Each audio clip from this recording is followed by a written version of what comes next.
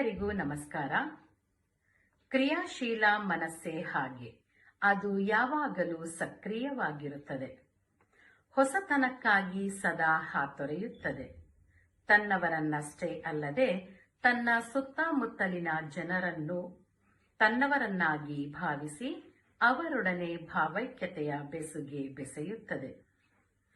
ಸಮಾನ ಮನಸ್ಸುಗಳನ್ನ ಒಗ್ಗೂಡಿಸಿ ಸಾಹಿತ್ಯ ಗುಚ್ಛಕ್ಕೆ ಭಾವೈಕ್ಯತೆಗೆ ಕೊಂಡಿಯಾದವರು ನಮ್ಮ ಇಂದಿನ ಕವಿಕೃತಿ ಕಾರ್ಯಕ್ರಮದ ಸಾಹಿತಿ ಶ್ರೀಮತಿ ಲತಾ ಜೋಶಿಯವರು.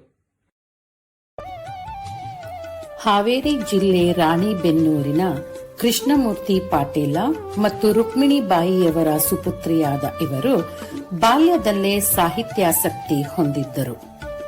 ಪೂರಕ ವಾತಾವರಣ ಇರದ ಕಾರಣ ಸಾಹಿತ್ಯಾಭಿರುಚಿ ಮನದ ಮೂಲೆಯಲ್ಲಿ ಮೂಕ ಹಕ್ಕಿಯಾಗಿ ಚಿಲಿಪಿಲಿಗುಟ್ಟದೆ ಮೌನವಾಗಿ ಕುಳಿತಿತ್ತು.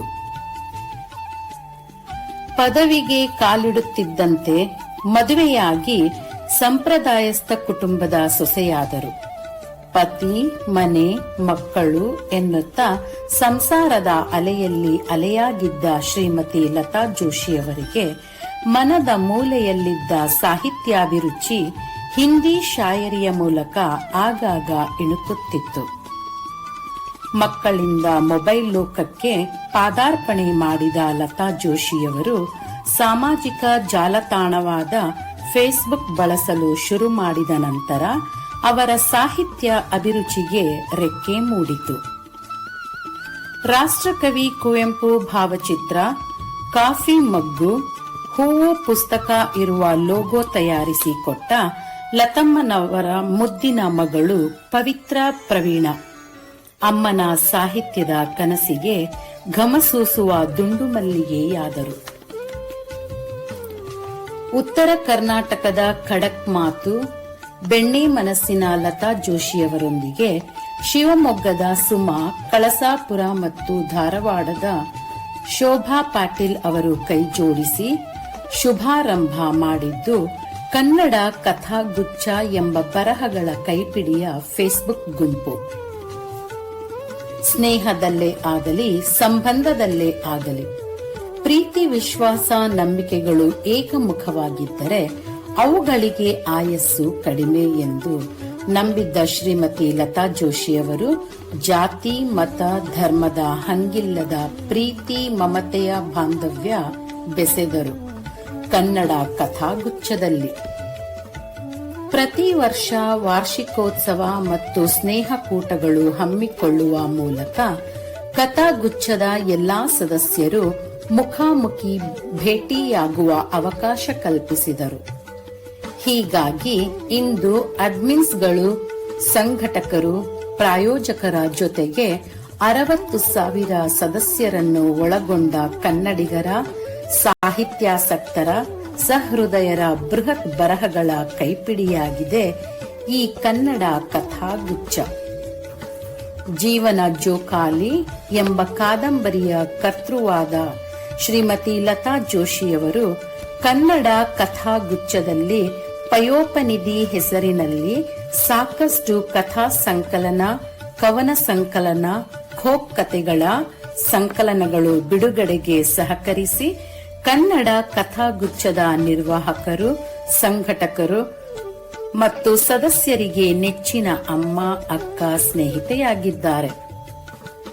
ಶ್ರೀಮತಿ ಲತಾ ಜೋಶಿಯವರ ಸಾಹಿತ್ಯ ಲೇಖನಗಳು ಮತ್ತು ಅಡುಗೆ ರೆಸಿಪಿಯ ಬರಹಗಳು ಉದಯವಾಣಿ, ವಿಜಯ ಕರ್ನಾಟಕ, ವಿಜಯವಾಣಿ, ಗೃಹಶೋಭಾ, ತುಷಾರ, ಮಂಗಳ ಹೀಗೆ ದಿನಪತ್ರಿಕೆ, ವಾರಪತ್ರಿಕೆ, ಮಾಸಪತ್ರಿಕೆಗಳಲ್ಲಿ ಪ್ರಕಟವಾಗಿವೆ.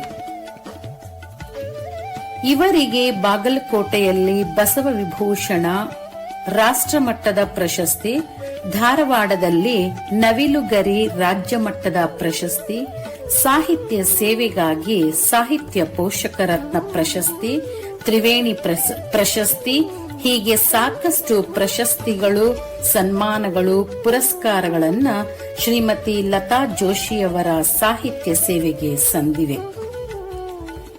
ಅಮೋದ್ ಇನ್ಫೋ ಮೀಡಿಯಾ ಬಿ ಟ್ರೆಂಡ್ಸ್ ವತಿಯಿಂದ ಕನ್ನಡ ಕಥಾಗುಚ್ಛದ ಸಂಘಟಕರಾದ ಶ್ರೀಯುತ ಹರೀಶ್ ರಾವ್ ಅವರ ನೇತೃತ್ವದಲ್ಲಿ ಆಚರಿಸಲಾದ ನನ್ನ 60ನೇ ವರ್ಷದ ಹುಟ್ಟುಹಬ್ಬ ನನ್ನ ಜೀವನದಲ್ಲಿ ಅವಿಸ್ಮರಣೀಯ ಕ್ಷಣ ಎನ್ನುತ್ತಾರೆ ಶ್ರೀಮತಿ ಲತಾ ಜೋಶಿಯವರು.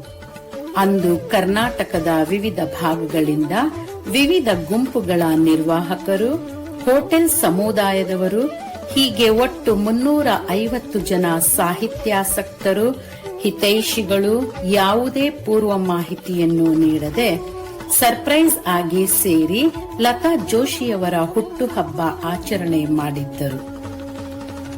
ಪ್ರಖ್ಯಾತ ಅಣಕ ಬರಹಗಾರರಾದ ಅಣಕು ರಾಮನಾಥ್, ರಾಜೇಂದ್ರ ವಿ ಶೆಟ್ಟಿ, ಶಕ್ತಿ ಪ್ರತೀಕೆ ಸಂಪಾದಕರಾದ ಕೊಡಗಿನ ಅನಂತ ಶಯನ ಇವರುಗಳು ಖುದ್ದಾಗಿ ಬಂದು ಹುಟ್ಟುಹಬ್ಬದ ಹಾರೈಕೆ ತಿಳಿಸಿದ್ದರು.